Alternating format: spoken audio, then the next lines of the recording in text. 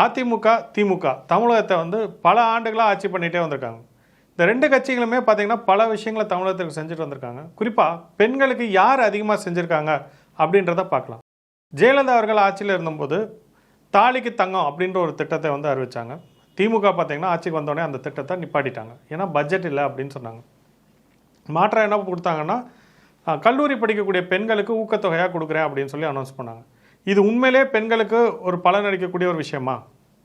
ஏன்னா தாலிக்கு தங்கம் அப்படின்றது பார்த்தீங்கன்னா முதல்ல அரை பவுன் 4 கிராம் வரைக்கும் அனௌன்ஸ் பண்ணியிருந்தாங்க. அதுக்கப்புறம் அதை 8 கிராமா 1 பவுனாக அனௌன்ஸ் பண்ணாங்க. கிட்டத்தட்ட 1 லட்ச ரூபா வரைக்குமான ஒரு தொகையை திருமணமான ஒரு பெண்களுக்கு கொடுக்கறதுக்கான ஒரு ஏற்பாடை அன்றைய முதல்வர் திரு ஜெயலலிதா அவர்கள் இதை கொடுத்துருந்தாங்க. ஒரு குடும்பத்திற்கு ஒரு பெரிய சேவிங்ஸாக இந்த அமௌண்ட் அப்படின்றது இருந்திருக்கும். ரொம்ப வறுமை கோட்டு கீழே இருக்கவங்களுக்கு இது ரொம்ப பெரிய லெவலில் பயன்பட்டிருக்கும். ஏன்னா தங்கம் வாங்குறது அப்படின்றது பல பேருடைய கனவான ஒரு விஷயமா இருக்கும். அது தாலிக்கு தங்கம் அப்படின்றது ரொம்ப அத்தியாவசியமான விஷயமா நம்ம ஊரில் பார்க்கப்பட்டது. ஸோ அந்த விதத்தில் பார்த்திங்கன்னா அதிமுக திமுகவோட பெருசாக ஸ்கோர் பண்ணியிருக்கு அப்படின்னு நம்ம சொல்லலாம். ரெண்டாவது, அம்மா உணவகம் ஜெயலலிதா அவர்கள் கொண்டு வந்ததுலேயே ரொம்பவும் ஒரு பெரிய சக்ஸஸ்ஃபுல்லான ஒரு திட்டம் அப்படின்னா அம்மா உணவகம் அப்படின்னு சொல்லலாம்.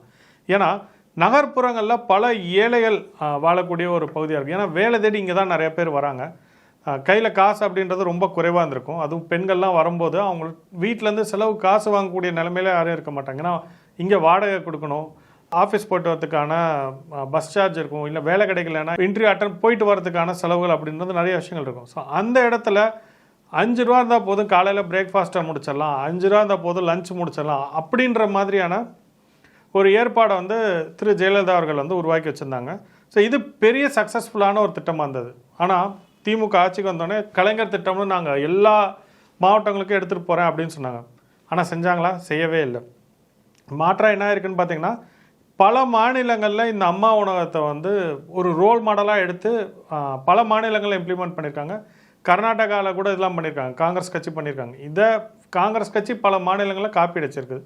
ஸோ அம்மா உணவகம் அப்படின்றத நீங்கள் பார்த்தீங்கன்னா ஜெயலலிதாவுடைய ஒரு பெரிய சக்ஸஸ் ஸ்டோரி அப்படின்னு தான் நம்ம எடுத்துக்கணும். மூணாவதாக பார்த்தீங்கன்னா ஜெயலலிதா அவர்களுடைய ஆட்சி காலத்தில் பெண்களுக்கு ஸ்கூட்டர் கொடுத்தாங்க. அதே மாதிரி பள்ளி படிச்சுட்டு இருக்கக்கூடிய மாணவர்களுக்கு சைக்கிள் கொடுத்தாங்க. திமுக வந்தோடனே என்ன பண்ணாங்க? அதை வழக்கம் போல் ஸ்டாப் பண்ணிட்டாங்க. ஏன்னா பட்ஜெட் இல்லை அப்படின்னு சொல்லி நிப்பாட்டிட்டாங்க. ஆனால் தேவையில்லாத பல விளம்பரங்களுக்கு செலவு செய்யக்கூடிய இந்த திமுக அரசு அப்படின்றது பெண்களுக்கு ஸ்கூட்டருக்கு ஒரு மானியம் வழங்குறதோ, இல்லை பள்ளி படித்து முடிக்கக்கூடிய மாணவிக்கு ஒரு சைக்கிள் வழங்குறதோ அப்படின்றது பார்த்திங்கன்னா அவங்களுக்கு அடுத்த கட்டத்துக்கு முன்னேறதுக்கு ஒரு தூண்டுதலாக இருந்திருக்கும். ஆனால் அதை விட்டுட்டு பட்ஜெட் பத்தலை அப்படின்னு சொல்லி கட் பண்ணிட்டாங்க. ஜெயலலிதா அவர்கள் ஆட்சியில் கொடுக்கப்பட்ட ஒரு விஷயத்தை நிப்பாட்டியிருக்காங்க. ஸோ இந்த விஷயத்துலையும் பார்த்திங்கன்னா அதிமுகவுக்கு தான் அதிகமான ஒரு ஸ்கோர் அப்படின்னு நம்ம சொல்லலாம். பெண்களுக்கு அப்படின்னு ரொம்ப டிசைன் பண்ணி கொடுக்கப்பட்ட ஒரு திட்டம் தான் பொதுவான இடங்களில் பெண்களுக்கு தாய்மார்கள், குறிப்பாக தாய்மார்களுக்கு தன்னுடைய குழந்தைகளுக்கு பால் ஊட்டுறதுக்கான ஒரு அறை அப்படின்றத உருவாக்கி வச்சாங்க. பஸ் ஸ்டாண்டில், ரயில்வே ஸ்டேஷனில், இந்த மாதிரி பல இடங்களில் ஜெயலலிதா அவர்கள் உருவாக்கி வச்சுருந்தாங்க. ஸோ இது பெண்களுக்கான ஒரு பிரத்யேகமான ஒரு ஸ்கீம் அப்படின்னு சொல்லலாம். திமுக இதுக்கு ஆல்டர்னேட்டிவாக ஏதாவது பண்ணியிருக்காங்களான்னு பார்த்தோம்னா ரொம்ப கஷ்டம். ஒன்றுமே பண்ணலை அப்படின்னு தான் நம்ம ஒன்றும் சொல்லணும். இருக்கிறத கூட ஒழுங்காக மெயின்டைன் பண்ணாத ஒரு நிலைமையில தான் இன்றைக்கி இந்த அரசு இருக்கிறது. பெண்களுக்குன்னு இந்த மாதிரி ரொம்ப பிரத்யேகமான ஒரு திட்டம் அப்படின்னு திமுக எதையுமே கொண்டு வரல. திமுக என்ன ஸ்பெஷலாக செஞ்சுருக்கு அப்படின்னு பார்த்தீங்கன்னா, மகளிர் ஊக்கத்தொகை அப்படின்னு மாதம் 1000 ரூபாய் எல்லா பெண்களுக்கும் கொடுக்குறாங்க அப்படின்னு ஒரு திட்டத்தை அறிவித்தாங்க. ஆனால் இது முழு உண்மை கிடையாது. ஏன்னா அவங்க ஆட்சிக்கு வர்றதுக்கு முன்னாடியே நாங்கள் எல்லா பெண்களுக்கும் 1000 ரூபாய் கொடுத்துருவோம் அப்படின்னு அவங்க ஒரு உத்தரவாதம் கொடுத்து தான் தேர்தலை சந்தித்தாங்க. ஆனால் ஆட்சிக்கு 28 மாதங்கள் கழித்து தான் 1000 ரூபாய் கொடுத்தாங்க. அது முழுமையாக கொடுக்கவே கிடையாது. இப்போ கடைசியில் மத்திய அரசு எங்களுக்கு பணத்தை கொடுக்க விடாதுன்னு அப்படி நிப்பாட்டி 5000 ரூபாய் இப்போ கொடுத்துருக்காங்க. இது ஜெயலலிதா அவர்கள் மறைவுக்கு பின்னாடி வந்தனால அவங்க இதை எப்படி பண்ணியிருப்பாங்க அப்படின்னு நம்மளால் சொல்ல முடியல. ஸோ இது திமுக கரண்ட்டாக ஆட்சியில் இருக்கனால அவங்களுக்கு ஒரு மைலேஜ் தான். இது எக்ஸ்ட்ரா ஒரு மைலேஜாக நம்ம எடுத்துக்கலாம். அதிமுகவுக்கு இந்த மாதிரி சொல்லிக்கிற ஒரு திட்டம் இல்லை. ஜெயலலிதா அவர்கள் பெண்களுக்குன்னு இன்னொரு ஸ்பெசிஃபிக்காக அவங்க பண்ண ஒரு பெரிய திட்டம் அப்படின்னு பார்த்தீங்கன்னா, பள்ளி மாணவிகளுக்கு லேப்டாப் கொடுத்தாங்க. அவங்க ஆட்சி புரிஞ்ச அத்தனை ஆண்டுமே பள்ளி மாணவிகளுக்கு லேப்டாப் கொடுத்தாங்க.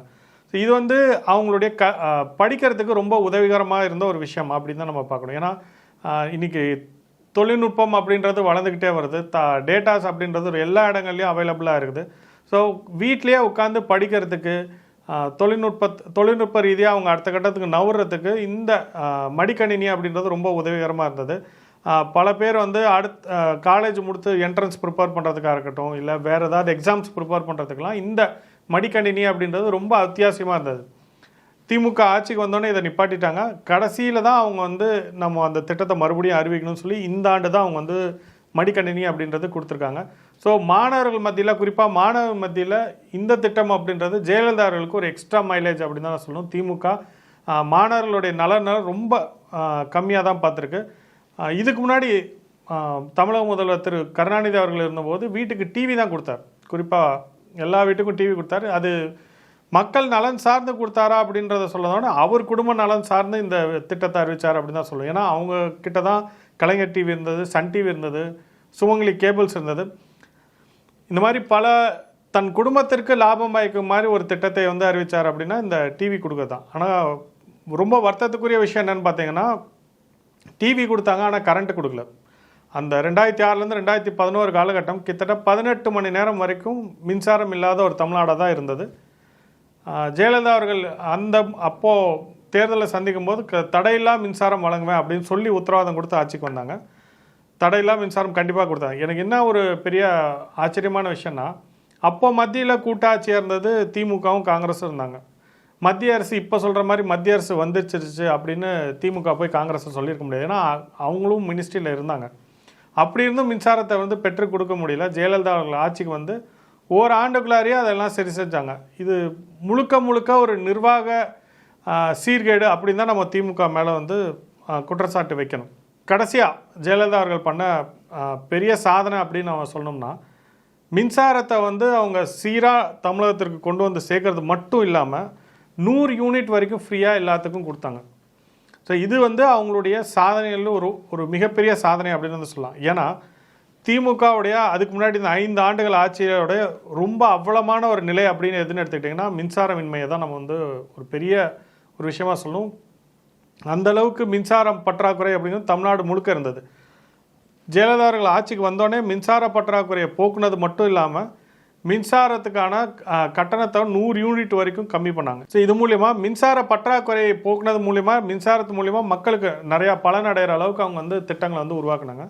ஸோ ஓவராலாக நம்ம 2 கட்சியோடைய திட்டங்கள், அவங்க கொடுத்த வாக்குறுதிகளை நம்ம ஒப்பிட்டு பார்த்தோம்னா, மறைந்த முன்னாள் முதல்வர் ஜெயலலிதா அவர்கள் சொன்ன நிறையா விஷயங்களை செஞ்சுருக்காங்க. செஞ்ச விஷயங்களை ஒழுங்காக செஞ்சு மக்கள்கிட்ட கொண்டு போய் சேர்த்துருக்காங்க அப்படின்னு தான் நம்ம எடுத்துக்க முடியும். திமுக மாற்றாக சொன்ன விஷயங்களை ஒழுங்காக செய்யவே கிடையாது. அதை மக்கள்கிட்ட எந்த அளவுக்கு போய் சேர்ந்துருக்கு அப்படின்றதும் மிகப்பெரிய கேள்விக்குறியான ஒரு விஷயமாக தான் இருக்குது.